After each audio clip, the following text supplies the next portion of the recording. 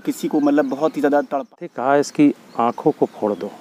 अच्छा, कर्मों का हिसाब था, उसने पूरा किया और चला गया। खेल है कर्म पर। और ओम शांति। मित्रों, एक बार फिर से स्वागत है आप सभी का हमारे इस नए वीडियो में। और जैसा कि आपको पता है कि हम नए नए प्रश्न आपके लिए लेकर आते हैं, तो आज भी एक नया प्रश्न आपके लिए लेकर आए हैं। बहुत ही रोचक प्रश्न है।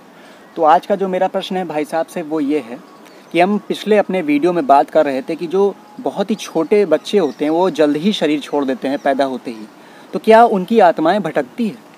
इसके बारे में आज कुछ बताइए। देखिए, भटकने के लिए तड़पना बहुत ज़रूरी है। अच्छा।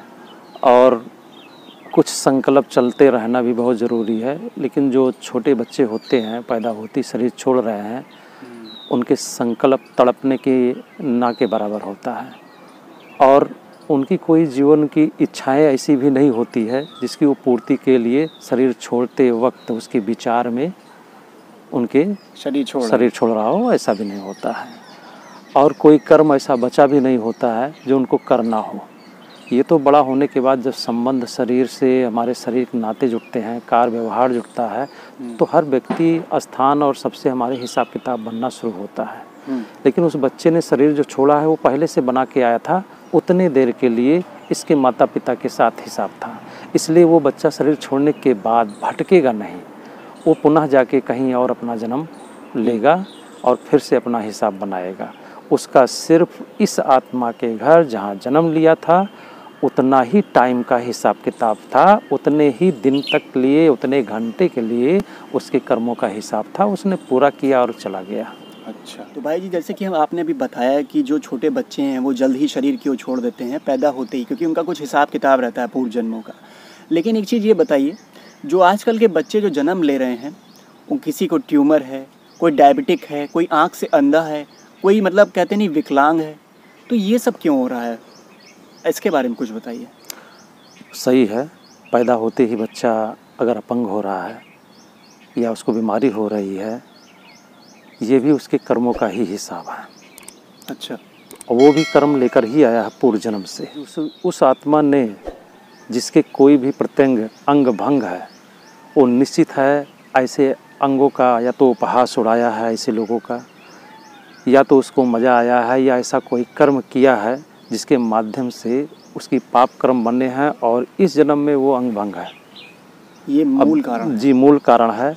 और जो बीमारियां लाइलाज होती हैं, ये लाइलाज बीमारियां, अंग भंग होना अलग चीज़ है, जो पैदा ही हो रहा है अंधा, ठीक है, या हाथ नहीं है, या लकवा मारा है, या और दूसरी चीज़ है बीमारी, ट्यूमर, कैंसर या ऐसी सारी चीज़ें लेकर बच्चे पैदा हो रहे हैं। जो बीमारी लेकर पैदा हो रहे हैं, ये गहन पाप का नतीजा है, गहन पाप का नतीजा है। यानी कि पूर्व जन्म में उसने कोई ऐसा पाप किया होगा, किसी को मतलब बहुत ही ज़्यादा तड़पाया होगा, वेदनाएं दी होंगी। जी। अब जैसे अंधे की बात बताया, तो क्यों पैदा हो रहे हैं, एक छोटी सी एक कहानी नहीं है, ये तो घटना भी है, लेकिन अल्प शब्द में ही बताएंगे कि किसी कोर्ट में जो है एक मुजरिम गया जी, उसके बहुत जघन्य अपराध थे, तो जज ने उसको जो सजाए दी ऐसे अपराध थे, कहा इसकी आंखों को फोड़ दो। अच्छा। तो जब उसको वहाँ बेदी पे ले जाया गया और जल्लाद था, जल्लाद को ये भाई उसका काम था, क्योंकि जज ने आदेश किया है तो वो तो ड्यूटी कर रहा है, तो वो उसकी आंखें फोड़ता है। अब बात ये आई कि उसकी आंखें वो फोड़ रहा है। अब वो जल्लाद अंधा होकर पूर्व जन्म में पैदा हुआ, वो हिप्नोटाइज किया गया और जानकारी हुई, तो वो आंखें फोड़ रहा था, किसी उस कर्म का फल उसको इस जन्म में नहीं मिल रहा था कि वो अंधा होकर पैदा हुआ, बल्कि वो तो उसने क्या किया, वो आंखें फोड़ते हुए उसको मज़ा आता था। अच्छा। उसके भाव क्या थे, मतलब एंजॉय करता था। उस चीज़ को, उसको वो एंजॉय करता था। ऐसे कर्म को किसी के लिए तो बहुत दर्द है, और उस चीज़ को आपका ड्यूटी ना समझ के, निमित्त ना समझ कर कि मेरी तो ये जिम्मेदारी है, उसके प्रति रहम भावना रखते हुए अपना काम करो, तो आपके कर्म के हिसाब नहीं बनेंगे। लेकिन वो फोड़ते फोड़ते उस जल्लाद को उससे इंटरेस्ट होता था, मज़ा आता था आँख फोड़ने में। अब इसके कर्म के अपोजिट जब इसका जन्म हुआ, हाँ, जल्लाद का, कहीं दूसरी जगह, तो सूरदास बन के उसने जन्म लिया, उसकी आँख नहीं थी। तो ये कर्म की सूक्ष्म फिलॉसॉफी जिस पर इतने दिन से बात हो रही है, बात करते ही रहो करते रहो, ये ख़त्म भी नहीं होने वाला है। क्योंकि न जाने कितने असंख्य तरीके से लोग भोग रहे हैं, असंख्य तरीके, तो कितने तरीके का निकाला जाए, लेकिन कुछ चीज़ें समझकर हम सीख ले सकते हैं अपने कर्म को सुधारने का। सारा खेल है कर्म पर, और कर्म है विचार पर जी। ठीक है, इस पर अटेंशन देने की बात है।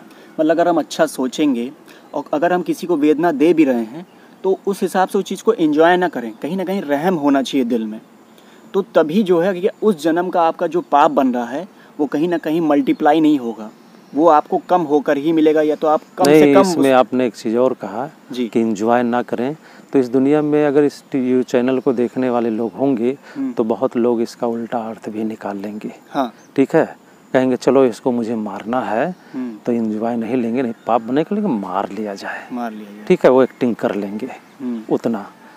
तो ये तो इसलिए कहा गया क्योंकि ये सरकार का कार्य था, शासन कानून है, अपराध किया है, कानून सजा दे रहा है, तो उसने कानून ने तो लिख दिया, लेकिन उसको पालन करना था उसके हिसाब से, लेकिन वो एंजॉय करने लगा उसमें, पाप उसकी वजह से बना है, इसकी वजह से। जी। अब ऐसा नहीं है कि हम कोई सामाजिक कोई आम व्यक्ति को किसी ने ऐसा प्रॉब्लम किया है, अब स्वयं वो कानून हाथ में लेकर एंजॉय ना करे लेकिन मार रहा है कि भाई मैंने मारा, एंजॉय तो नहीं किया, पाप मेरा बनना नहीं चाहिए, ऐसा भी तो लोग कर सकते हैं। हो सकता है, लेकिन ये बहुत नियम है, प्रक्रिया है, कहने का भाव कानूनी तौर तरीके की मैंने एग्जाम्पल दिए हैं। अब कहते हैं जैसा कर्म करोगे वैसा ही फल पाओगे, ये कहीं ना कहीं बात सिद्ध होती है। और दोस्तों, जैसा कि आपको इस वीडियो के माध्यम से हमने समझाने की कोशिश की, जो छोटे बच्चे हैं वो बचपन से ही अपंग पैदा हो रहे हैं, कोई ना कोई बीमारी लेकर पैदा हो रहे हैं, ऐसा क्यों है? क्योंकि उनके पूर्व जन्मों का कोई हिसाब किताब है। और भाई साहब ने बहुत ही छोटे अल्प शब्दों में आपको समझाया, बहुत ही ध्यान से इस वीडियो को आपने देखा होगा, तो आशा करते हैं आपको वीडियो पसंद आया होगा। और हम ऐसे ही वीडियोस, ऐसे ही क्वेश्चन आपके लिए खास तौर से लेकर आते हैं, टिपिकल क्वेश्चन जिस पर हमारा गहनता से सोच चला करती है, और वहाँ के हम जो उत्तर होते हैं आपके लिए लेकर आते हैं। तो अगर आपने अभी तक हमारा चैनल सब्सक्राइब नहीं किया तो प्लीज़ हमारे यूट्यूब चैनल सब्सक्राइब करिए, क्योंकि हम ऐसे वीडियोस खास तौर से आपके लेकर आते हैं। और मिलते हैं आपसे अब अगले वीडियो में एक नए टॉपिक के साथ, तब तक के लिए ओम शांति।